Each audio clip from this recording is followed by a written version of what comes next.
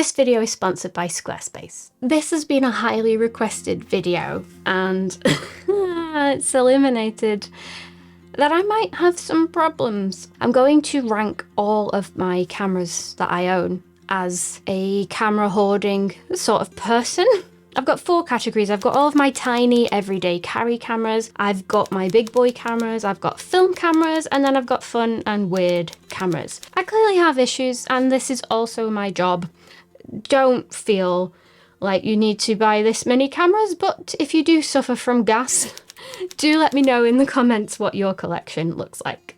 Perhaps to make me feel better, because it is quite bad. Okay, so let's jump in. Tiny cameras first. We start with the Lumix G100. I love this little dude.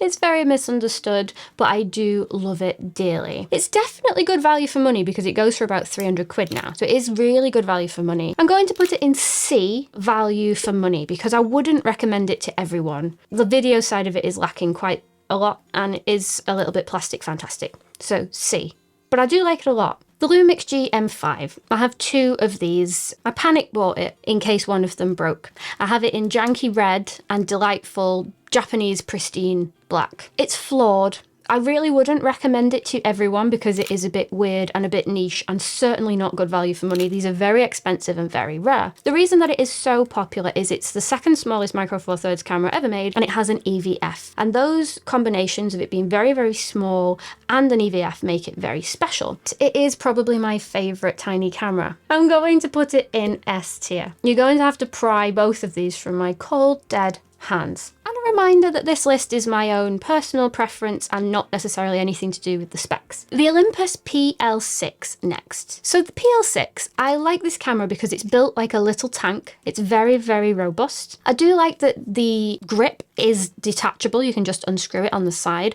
So if you prefer it to be more ergonomic, you can, or if you prefer it to be more of a unified color, you can. I do really like the aesthetics and the size of this camera. The thing that lets this style of camera down is it does have the older Olympus menus, which make me want to rip my hair out sometimes. And you can get these for a really good price. My price-ometer says around 200 quid. But indicative, how much have I used it? I used it in Munich when I reviewed it, but I've not reached for it that much since. D, better options available. It's not bad. I just pick up other things instead of it, for whatever reason.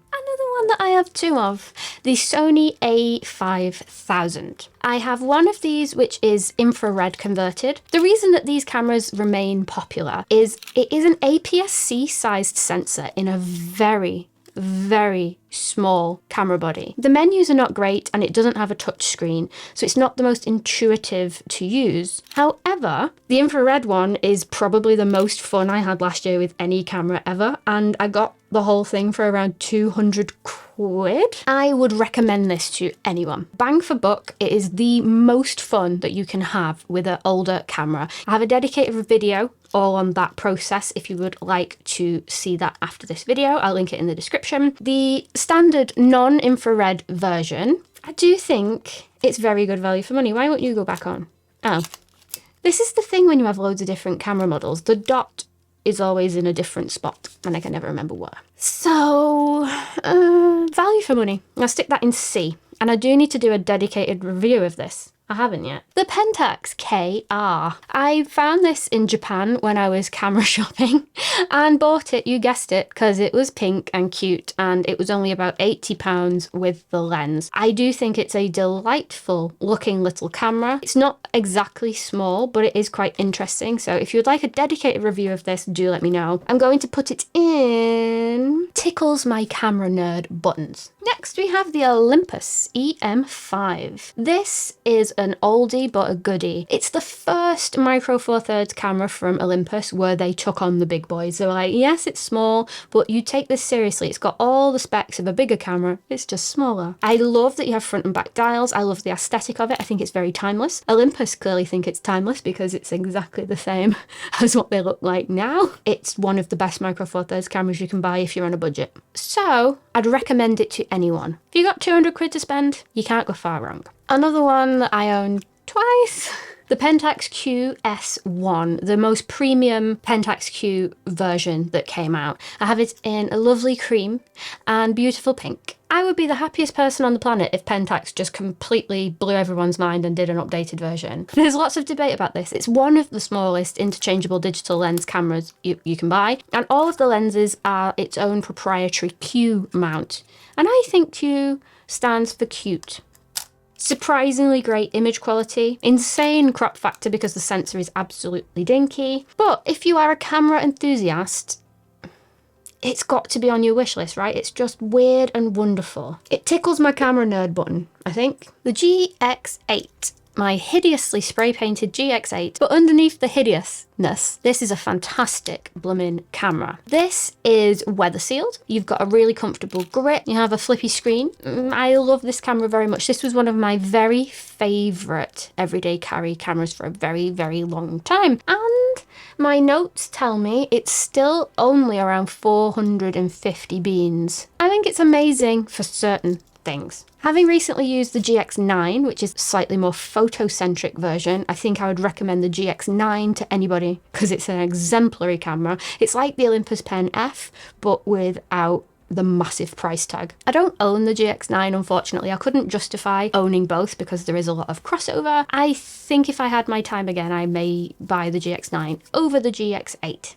Maybe. This is my favourite premium compact, and the last premium compact that I own, actually. I had a couple and I've trimmed down the ones that I've owned. This is the Lumix LX15, also known as the LX10, and it's a Lumix Leica branded lens, which is delightful. You have a 1.4 aperture and a beautiful clicky aperture ring. Right, I got this for a stupid bargain. I found it for like 200 quid, but it goes more readily for around 400 quid, which I think is quite expensive for what it is because it is quite a small sensor. I do think it's gorgeous. I took this to Costa Rica and the image quality absolutely blew me away. So if you are compact inclined, premium compact, I would recommend this to anyone, but don't pay over the odds for it, because if you had 400 quid to spend, you could probably get objectively a better camera. If you can find it like a bargain like I had, grab your hands. Another spray painted monstrosity, my ever delightful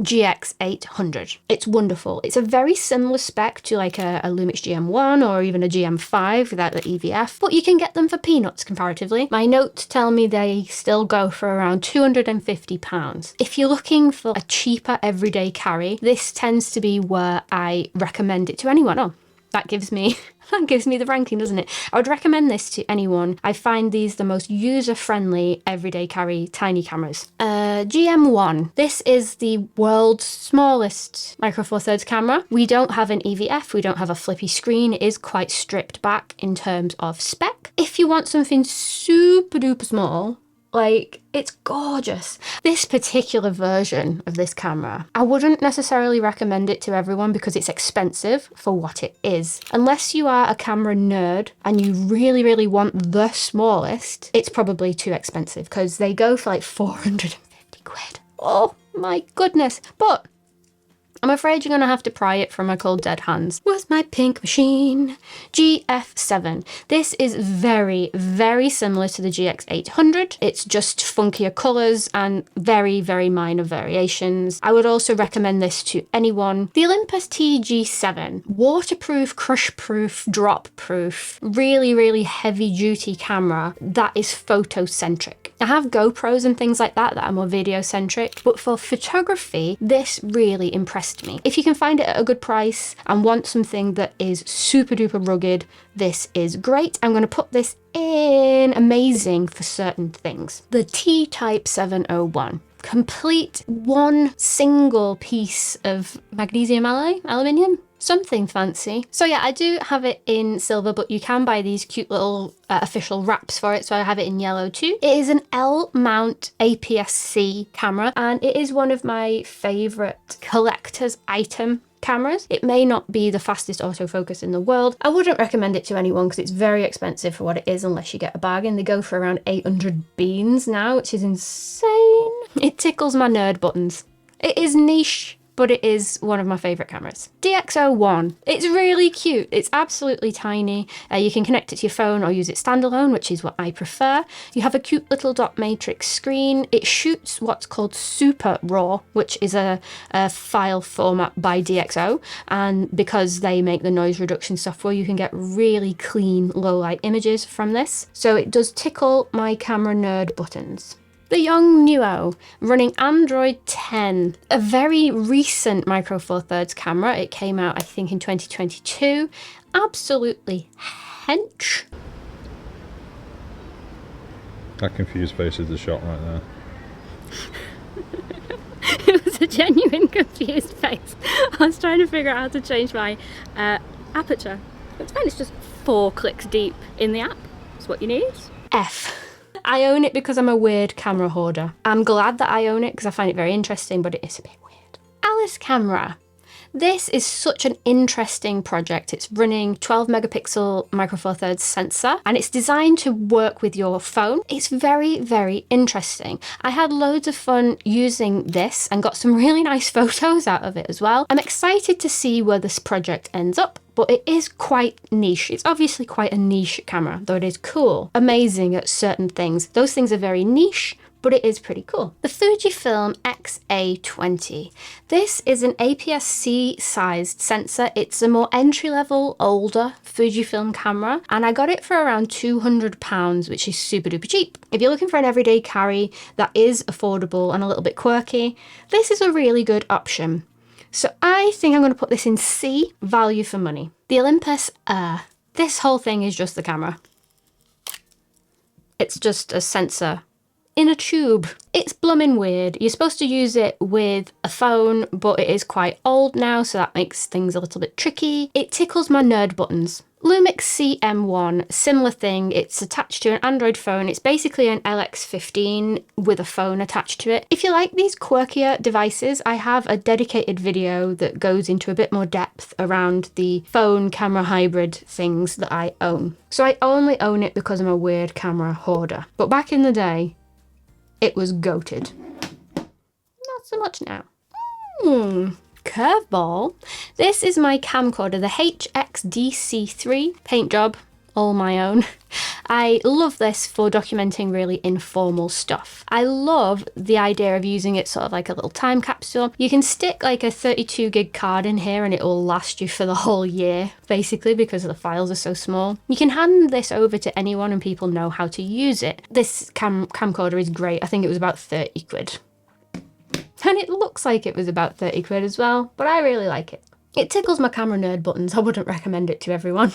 This dude, this is a weird one. The Sony HDR MV1. I bought this years ago, years and years ago. And the interesting thing about this, it's like a really wide angle lens, but it has this omnidirectional mic sort of thing. So it's really good for audio. I smuggled this into a few gigs for a few bootlegs, and you're supposed to use it, you know, camcorder style. So I can't bring myself to get rid of it because, say it with me, I only own this because I am a weird camera hoarder. Lumix GH1.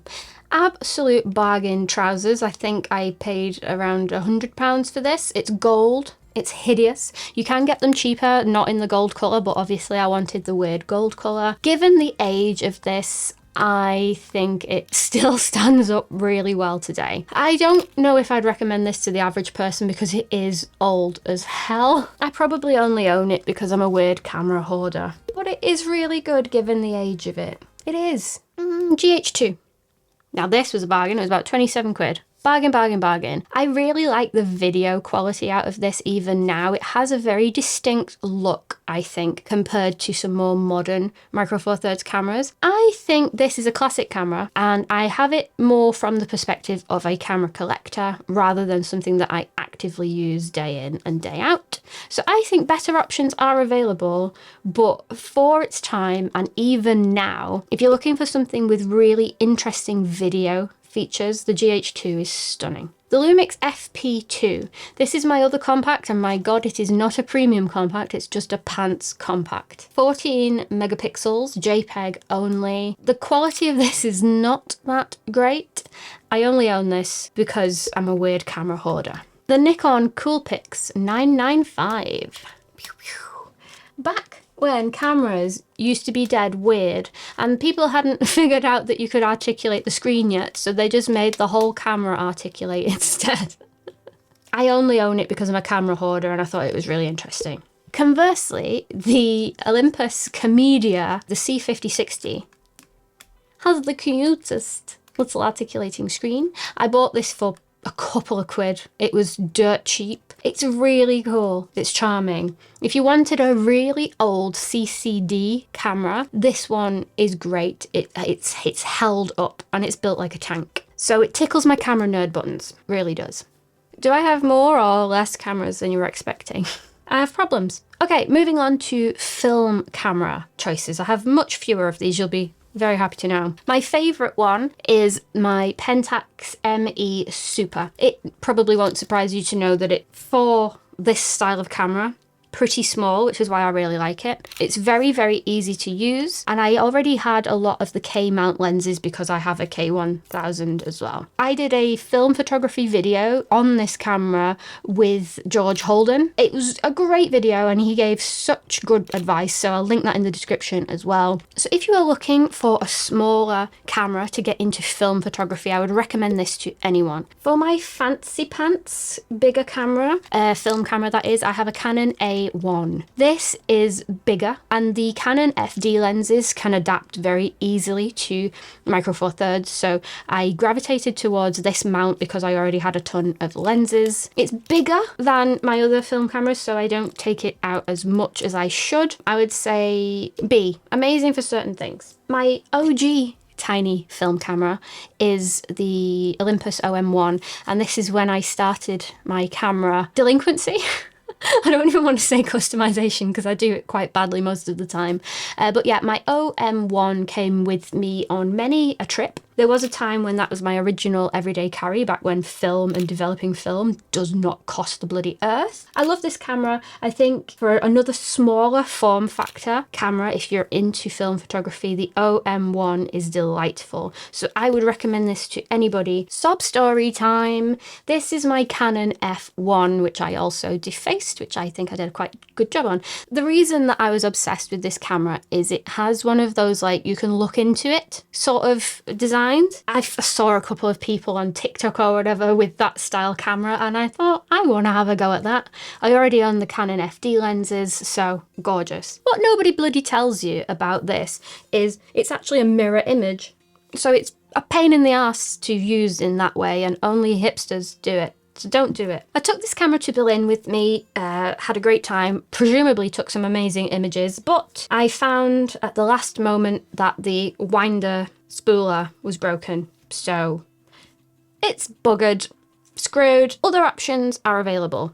Better options are available. This one's pretty niche, but I have a soft spot for this film camera. It's sort of like a basic mum and dad point and shoot. The reason I like it is twofold. One, the zoom lens on it is absolutely obscene. And it makes me laugh every time. But two, it's the RZ3000S date. And the date means that it sticks the date on your images. And I quite like that. Capturing memories and seeing what date things happen was quite cool. And when you turn it on, it thinks it's 1994. I think I bought that for about £3. So B, amazing for certain things. Sort of a film camera, definitely a film camera. The Instax Mini 40. I went through a phase of taking this on holiday with me all the time and doing one Polaroid a day. And I like it. In retrospect, I wish I'd have got the Instax wide because I think the wide Polaroids give you much better image quality than these dinky little ones. But these are pretty cute. So better options are available. I'm nearly done with the film stuff, I promise.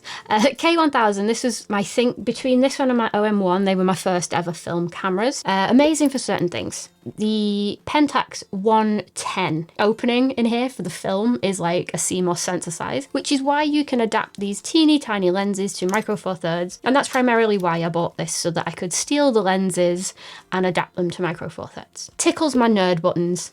It does. The next category is big boy cameras, the chunky boys. My favourite Micro Four Thirds camera at the moment and for like the last year or so has been the Lumix G9 II. It's a true hybrid camera. You have amazing video features, amazing photography features, really good phase detect and subject detection for wildlife and things like that. It is bigger than I would like, but the high-end Micro Four Thirds cameras always are.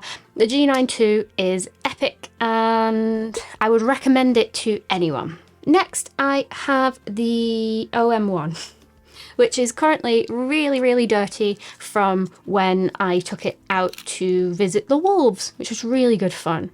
The OM1, very similar to the G9 II, except you have less good video features. In terms of burst modes, in terms of features like live composite mode and live ND, it's absolutely amazing. And it's super duper rugged and great in all weathers. So again, I would recommend this to anyone. I've done many comparison videos between the flagships. The long and short of it is you really can't go wrong with either.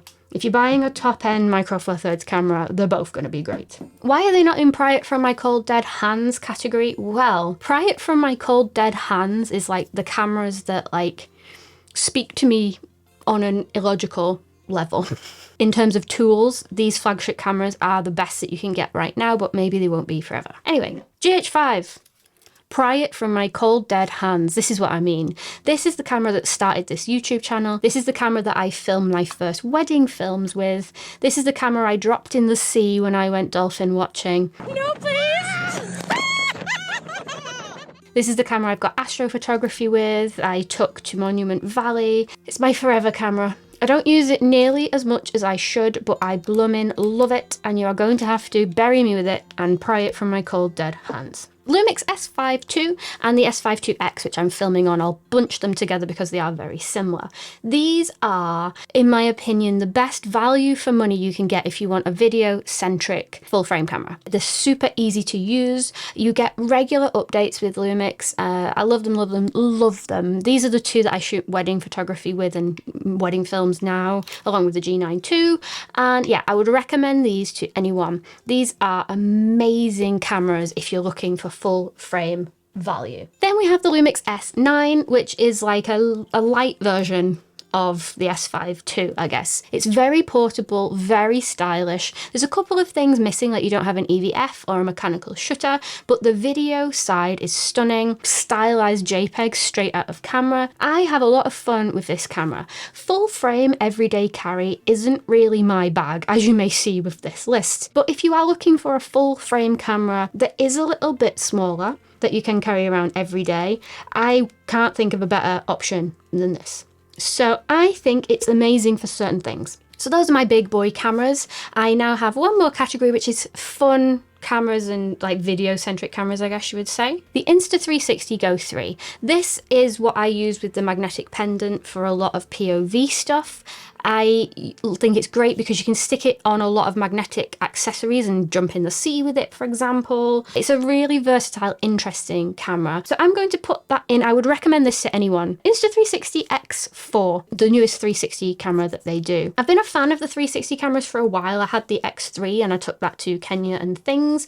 The X4 really hits the ground running and you can get up to 8K, so you can get really high quality footage. I do think still it's amazing for certain things because editing the footage is that one extra thing that you need to do. But if you are looking for 360 footage in particular, this is the best one that you can get at the moment. I've got the GoPro Hero 10 Black, and I'll be honest with you, since getting the Go 3, I've not blooming used this at all. It's dusty. Just feel like GoPro is good. They'll always have a place. They're very rugged. They're very cool. But I think Insta360 and even DJI now are making quite innovative products to compete. I've not used this very much at all. I'm going to put better options are available. My Ray-Ban Metas, I use those glasses. They're over there and I can't get past our table. So just imagine I'm wearing glasses. My Ray-Ban Metas are absolutely wonderful. I love having proper POV footage into my glasses. I think they're quite stylish as well, and they will sort of double as sunglasses, so bang for buck. I do wish that they would film landscape, or at least one by one, so I could choose landscape or vertical. I think they are amazing for certain things, because I admit they are quite niche, but I really like them. And then I've got 3 drones. I have the DJI Mini Pro 3, which is my favorite drone of choice. And the reason why is because I can use this controller and I don't have to rely on my phone. Having the cables everywhere, trying to connect your phone, not being able to use your phone while you're flying the drone, having battery run out on your phone, it's one more point of failure. So having a dedicated controller means you can get the drone in the sky faster, and I just think it's neater. I also have 2 FPV drones. I have the DJI FPV, which is really fun to fly, and the motors are super duper powerful, so it can go in whatever weather you throw at it, but it doesn't do 24p, and I think the footage out of it is not the best. So I prefer the DJI Avata. I don't use this nearly as much as I should, but I do enjoy flying it a lot, and I think the quality of the video is miles better. The Avata, it's amazing for certain things, and the FPV, I think better options are available. The DJI Pocket 3. This camera I use all the blooming time. You can get a microphone with it. I've got a dedicated review on it, and my opinions haven't really changed since then. If you are starting in content creation or want something to document your life, this is user-friendly. The quality is insane. It's stabilized because it's got a gimbal, so I would recommend it to everyone. I definitely need to sell a few things, don't I? I've linked all of the different reviews below if you want an in-depth video on any specific camera that I've mentioned. Please let me know in the comments if you're as bad as I am, because it would make me feel a lot better. Thanks so much to Squarespace for sponsoring this video. I have used Squarespace for years and I'm a huge fan. No matter what you're interested in, you could probably do with a website. I think it's a great place to put all of your creative efforts in a way that no algorithm can tinker with. It's just your space and your space alone to do with as you please. Squarespace are great for taking all of the design work out of the equation for you, because you can use their AI tools to design a wonderful website to meet your criteria. It seriously couldn't be easier. I've got no idea how to sort of code or do anything like that. You don't need to have any advanced knowledge to make a really polished website with Squarespace. So if you would like to get started with Squarespace, go to this URL here and see if it's for you. And if you are ready to launch, you can use the code MICRO4NERDS to get a discount on your first purchase of a website or a domain. And if you like these ranking videos, check out my Micro Four Thirds lens tier list. It took me like 30 hours to edit, but it was so worth it.